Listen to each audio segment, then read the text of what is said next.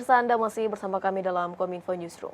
Pemirsa, Menteri Agama Yakut Khalil Qaumas meninjau persiapan layanan haji 2023 di Arafah. Beberapa fasilitas seperti dapur, tenda, hingga sarana transportasi mobil golf telah disiapkan untuk membantu proses evakuasi jamaah haji.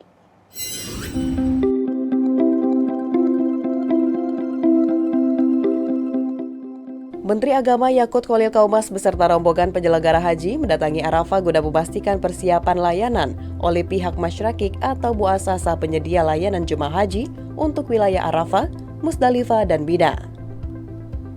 Menak menyebut layanan jemaah haji tahun ini seperti tenda, toilet jemaah haji hingga dapur yang digunakan untuk memasak makanan lebih bagus dibandingkan tahun sebelumnya. Pihaknya juga telah meninjau fasilitas tambahan berupa mobil golf yang digunakan untuk membantu proses mobilitas dan evakuasi jemaah haji Indonesia. Ngecek ya persiapan di Arafah yang dilakukan oleh Masyarik, dan saya kira sejauh ini bagus. Ada beberapa memang yang belum selesai, dijanjikan 2 hari ya. Today we can finish it, okay? Promise. Okay, promise. Jadi pihak Masyarik janji 2 hari akan menyelesaikan pekerjaan-pekerjaan belum selesai. Kita sudah cek, insya Allah pihak Masyarik juga menjamin bahwa ini akan diselesaikan tepat waktu dengan baik sehingga bisa melayani jamaah dengan baik. Saya juga lihat toilet ini yang paling krusial. Janji tahun lalu ditepati dengan penambahan toilet. Alhamdulillah, mudah-mudahan tahun depan tambahin lagi toiletnya. Selain di Arafah, sebanyak 65 mobil golf tersebut juga akan digunakan di wilayah Mina untuk mengantar jemaah pada titik terdekat dengan jamarat. Serta jajaran petugas penyelenggara ibadah haji Arab Saudi juga telah menyiapkan ratusan kursi roda yang akan digunakan di area Masjidil Haram dan Masjid Nabawi. Kementerian Ketenagakerjaan menggelar penganugerahan penghargaan keselamatan dan kesehatan kerja atau K3 pada tahun 2023. Benaker berpesan ketenagakerjaan terus berkembang, maka K3 juga harus semakin menjadi perhatian dan tentunya menjadi prioritas bagi dunia kerja di Indonesia. Menteri Ketenagakerjaan Ida Fauziah menekankan agar keselamatan dan kesehatan kerja atau K3 harus menjadi perhatian dan prioritas bagi dunia kerja di Indonesia seiring dengan tantangan ketenagakerjaan yang terus berkembang. Dalam kesempatan tersebut, Menaker Ida juga menyampaikan, K3 Awards adalah bagian dari upaya pemerintah, khususnya Kementerian Ketenagakerjaan dalam mengkampanyekan K3. Ida Fauziah menambahkan penghargaan K3 diberikan kepada perusahaan yang telah berhasil mencapai kecelakaan nihil, penerapan sistem manajemen K3, pencegahan dan penanggulangan HIV/AIDS di tempat kerja, serta pencegahan dan penanggulangan COVID-19 di tempat kerja. Perusahaan yang memperoleh nihil kecelakaan kerja mengalami kenaikan sebesar 3,8%. Untuk kategori program pencegahan dan penanggulangan HIV/AIDS mengalami kenaikan sebesar 31%, dan perusahaan yang meraih P2 COVID-19 naik 11% dibandingkan tahun 2022. Penghargaan K3 ini juga diberikan kepada para gubernur yang berhasil menjadi pembina K3 terbaik. Berdasarkan data tersebut, menjadi indikasi bahwa pelaksanaan K3 harus menjadi perhatian yang sangat serius dan menjadi prioritas bagi dunia kerja di Indonesia.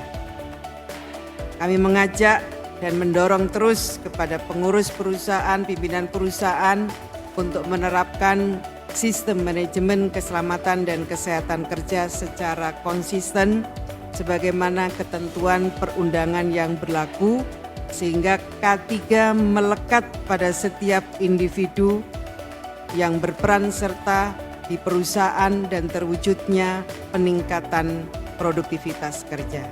Menjadikan K3 sebagai budaya. Seiring adopsi penggunaan layanan KRIS yang semakin meluas, Bank Indonesia siap untuk menambah fitur baru tidak hanya untuk pembayaran. Deputi Gubernur Bank Indonesia Filianingsih Hendrata mengungkapkan akan ada fitur untuk tarik tunai, transfer hingga setor tunai yang akan diberi nama KRIS Tuntas.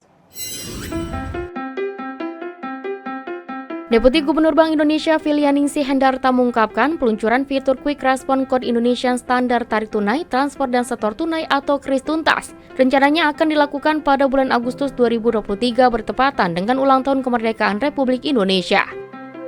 Dalam konferensi pers rapat Dewan Gubernur bulan Juni 2023, Filianingsih menyampaikan Fitur kris tuntas ini memiliki 3 manfaat yang dapat dirasakan dalam meningkatkan kualitas layanan dari sistem pembayaran digital. Pertama, optimalisasi sumber dana yang akan dipakai nantinya bisa digunakan untuk berbagai kegiatan, tidak hanya sebagai simpanan saja, melainkan mampu menambah fungsi sebagai uang elektronik. Kedua, dapat meningkatkan interkoneksi dan interoperabilitas yang bisa digunakan untuk berbagai transaksi seperti antar bank dengan bank, bank dengan non-bank, maupun non-bank dengan non-bank agar makin terintegrasi. Ketiga, yaitu mampu mendorong inklusi keuangan yang bisa digunakan secara luas untuk menjangkau daerah 3T yakni tertinggal, terdepan, dan terluar.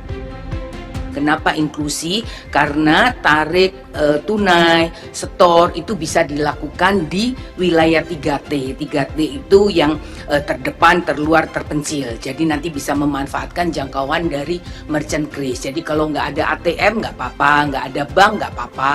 Sepanjang ada merchant kris itu bisa dilakukan.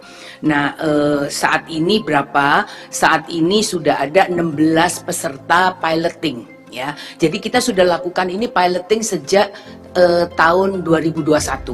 Lalu 2022 Pak Gubernur sendiri sudah melakukan soft launching di Bali waktu itu. Nah nanti mudah-mudahan grand launchingnya bisa kita lakukan di bulan Agustus sebagai ulang tahun kemerdekaan RI.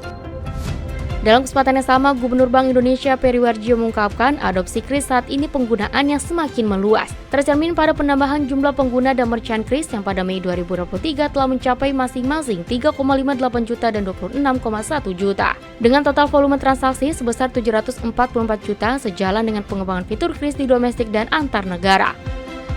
Ia juga menekankan bahwa Bank Sentral bersama industri dan asosiasi sistem pembayaran berkomitmen untuk terus meningkatkan dan memperluas kemudahan layanan termasuk kris. Kami semua di Bank Indonesia berterima kasih kepada masyarakat luas, khususnya wong cilik ya, para penjual bubur, para penjual sayur, para warteg-warteg, pasar-pasar tradisional, demikian juga para di rumah-rumah ibadah, apakah masjid, gereja, wihara, juga para pengamen, ya, juga yang sudah menggunakan kris. Nah, memang Bank Indonesia bersama industri, asosiasi sistem pembayaran Indonesia berkomitmen untuk terus meningkatkan, memperluas, dan kemudahan layanan sistem pembayaran termasuk kris ya, bukan QRIS. Bank Indonesia juga mengantisipasi dampak El Nino terhadap pangan melalui Gerakan Nasional Pengendalian Inflasi Pangan. Tercatat per 11 Juni 2023, berbagai dukungan untuk langkah tersebut sudah mencakup beberapa titik operasi pasar, bibit pangan, program hilirisasi pangan, hingga pembelian alsistan.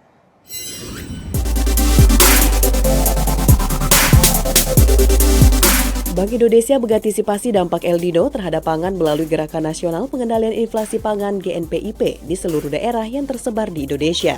Deputi Gubernur Bank Indonesia Doni Primanto Juwondo menyampaikan bahwa Bank Indonesia bersama setiap kementerian lembaga juga melakukan pengawasan dan sistem peringatan dini terhadap cuaca dengan mendorong optimalisasi terkait percepatan tanam, penggunaan varietas tanah kering, menggunakan alat mesin pertanian atau alsistan, serta penambahan embung di daerah. Per 11 Juni 2023, berbagai dukungan untuk langkah tersebut sudah mencakup 9.630 titik operasi pasar, 530.000 bibit pangan mandiri, 31 klaster replikasi, 17 program organik, serta pembelian alsistan sekitar 5,2 miliar rupiah. Di sisi lain, tim pengendalian inflasi pusat dan daerah juga telah didorong untuk mengantisipasi El Nino yang hingga saat ini keberadaannya sudah terdapat di 46 kantor perwakilan wilayah dalam negeri Bank Indonesia. Saat ini kami ada di 46 KPWDN bersama KL terkait. Kami juga melakukan monitoring dan early warning system terhadap kondisi cuaca. Kemudian juga kami mendorong untuk optimalisasi percepatan tanam dan juga kami mendorong untuk penggunaan varietas tahan kering dengan dukungan alsintan, dan juga kita juga mendorong penambahan embung-embung di daerah.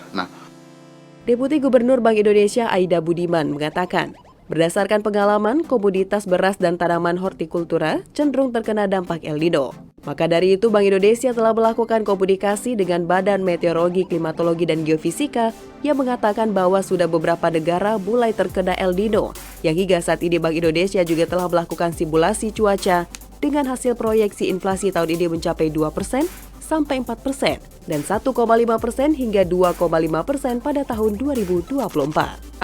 Apa yang akan terkena kalau El Nino datang? Dari pengalaman kita memang yang paling banyak itu terkena adalah beras, hortikultura atau yang kita sebut dengan kelompok bahan makanan yang bergejolak atau kalau BI bilang itu adalah volatile food, itu yang bakal terkena. Nah, kemudian kita juga mencoba untuk melihat kan namanya cuaca itu kita tidak pernah tahu bagaimana perkembangannya. Kita bikin beberapa skenario. Ada skenario yang lemah, moderat, dan kemudian juga yang kuat dari indeks ENSO-nya. Nah, kalau yang lemah ini sudah kita masukkan ke dalam baseline kita untuk proyeksi inflasi. Berdasarkan itu semua, hitungan kami mengatakan apapun resiko, apapun yang terjadi itu mudah-mudahan inflasi tetap terkendali dalam kisaran sasaran 3 ± 1% pada sisa tahun 2023 dan tetap konsisten untuk nanti kita di 2024 2,5 ± 1. Pemirsa, usai jeda kami akan mengajak Anda untuk mengulas pencanangan Sulteng sebagai 1000 megalit sesaat lagi.